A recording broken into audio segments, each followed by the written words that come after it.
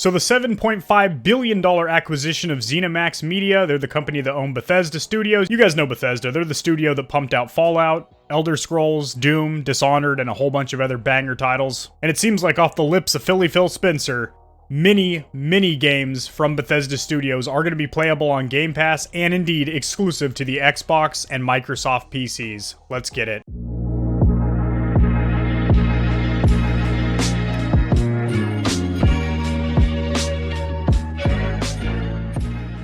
Alrighty guys, sharing my screen here. I have an article pulled up with some beautiful highlights that I made on here. Anytime I cover any kind of news, I cite my sources, i.e. this article will be linked in the description below if you want to read it in its entirety to go ahead and educate yourself on the situation. So, back in September, I covered this as soon as it happened. Microsoft entered a contract, a deal to take over ZeniMax Media for $7.5 billion, which is by far the largest video game studio acquisition in history. Prior to that, the largest monetary takeover of a studio was around the 400 million mark. So 7.5 billion, that's the kind of money that Microsoft is tossing around into their gaming platform, into the Xbox division of their company. Now keep in mind they are a conglomerate, meaning that they sell many types of products. You know, they do software, hardware, PC stuff. Generally most of it's tech consumer goods, but they do have serious cash to throw around when it comes to their video game division, and they're taking the situation quite seriously when people say, oh well, Xbox has no exclusives, which is pretty true. Traditionally, historically, if you look at the last 3 generations of consoles. We go back to the 7th gen of consoles, the 360, the PS3, and the Wii. There was very few good Xbox exclusives, and that has kind of carried on, especially during the last generation with the PS4 and the Xbox One. It was not pretty. There was more exclusives and better exclusive losers. Exclusives over there on the blue side with PlayStation. Now, I'm not fanboying or anything like that. I do have a PS5 and an Xbox Series S in the living room and a PC right next to me whirring away with a 3080. So I'm very well versed when it comes to gaming in general. I have no affinity or affiliation for any brand. I don't have any, Microsoft or PlayStation tattoos on me or anything like that. So I don't really care. I even play a little Nintendo when I'm feeling frisky. But I will say, this should have been quite evident. This should have been very obvious that if they purchase a studio for $7.5 billion, Microsoft is going to want to get an ROI or return on their investment. So instead of just saying, yeah, we'll take some of the royalties from Bethesda games and whatnot, they're probably going to want to make those Xbox and Windows 10 PC, because that's the Xbox ecosystem.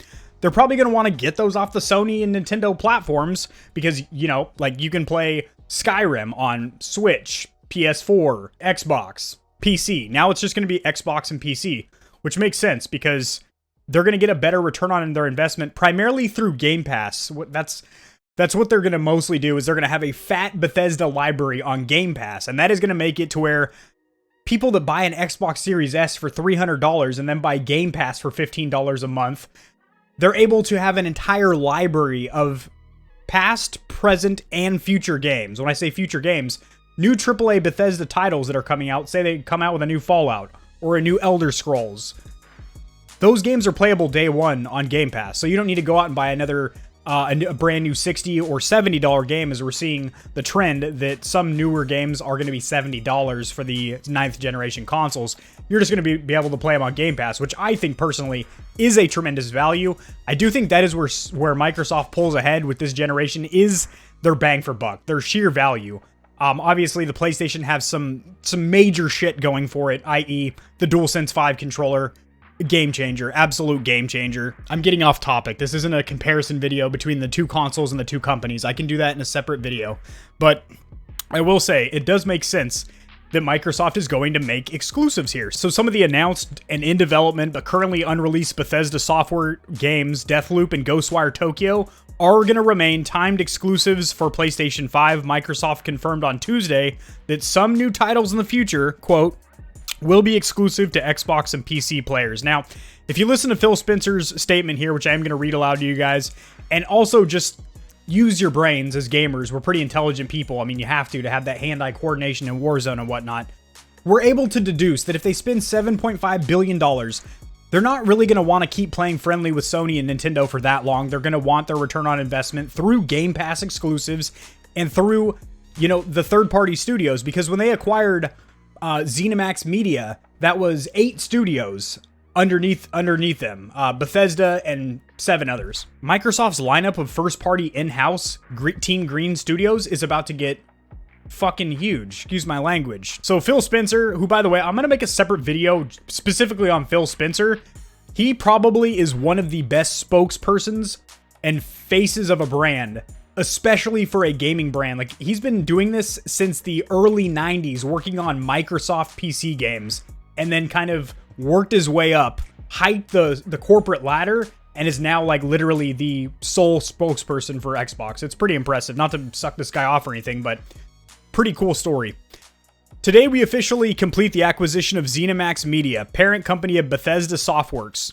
It's an honor to welcome 8 incredibly talented development studios: Bethesda, ID, and these are all big. Like ID, I've seen many games that start with flashing that studio in my face. ZeniMax Online, Arcane, Machine Games, Tango Works, Alpha Dog, I've played their games. Roundhouse Studios, I remember them too. And their passionate global communities to the Xbox fam. Now that everything is official, we can begin working together to deliver more great games to everyone. At every step building toward this moment, I've been inspired and motivated by the creativity, insight, and community-first approach of the talented people at Bethesda.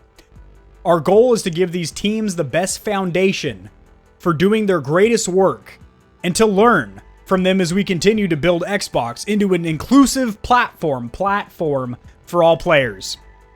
Platform is in Xbox One, Xbox Series, and PC. They try and integrate them into the Microsoft umbrella. This is the next step in building an industry-leading first-party studios team, a commitment that we have to our Xbox community.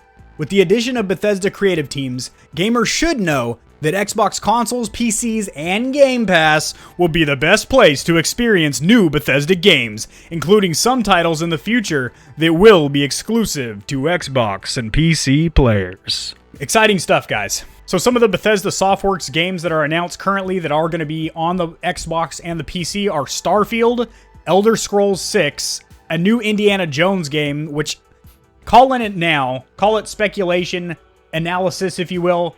That game is going to be a fucking dank banger, as the kids say. Do kids really say that anymore? I'm 31. I'm not up with your guys' lingo. Do you say dank banger? Because I still use it a lot. And then Pete Hines, who's the Senior VP of Public Relations, or PR over there, and marketing at Bethesda, said in a statement that his company will continue to operate as it has, but that more of its games would come to Microsoft's Game Pass subscription service. So Heine Grabber Hines wrote, "Let me first say we're not making any landmark announcements or changes right now.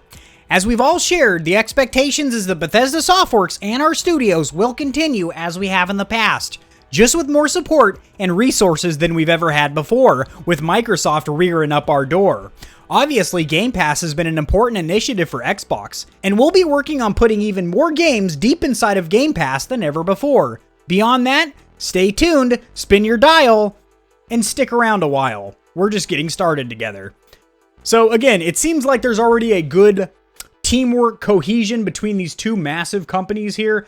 A massive developer that has produced several AAA titles over the last 10 years, and then Microsoft, who is an absolute super force in the gaming industry, coming together to basically deliver some of the best gaming experiences we've had on the next generation console. So I'm very excited. As somebody that likes to see gaming progress as a whole, I don't care if you're on Team Blue, Team Green, Team Red. I don't know what color PC is. I guess Team White. But honestly, I like to see gaming as an industry and as a community progress. And this is very exciting news. The Bethesda is going to have a ton of games playable on Game Pass, including new AAA titles, new releases in the near future, probably a Fallout game, hopefully, that new Indiana Jones game, which is going to be a whip-cracking good time. Hopefully they can bring Harrison Ford in to do the voice of Indiana Jones, as he was the original Indy. That'd be, oh boy, that'd be good. All right, drop in the comment section down there below, guys, what your thoughts are on this Bethesda acquisition. Are you excited for this? Are you a PlayStation exclusive player who's quite upset that you're not going to be able to play a lot of these titles? Are you excited because you're going to be able to play a lot of these games on Game Pass. If you enjoyed the video, liking it helps it to get seen by more people, kind of ticks the YouTube algorithm, stimulates my channel, which I greatly appreciate it when you guys take your fingers and gently massage my channel. It stimulates me and I do enjoy it. Subscribe for more videos like this. I cover a lot of news in the gaming industry and community, as well as a lot of tutorials helping you get set up streaming and YouTubing, and I'll see you guys in the next video. Peace. That was a solid ass salute there.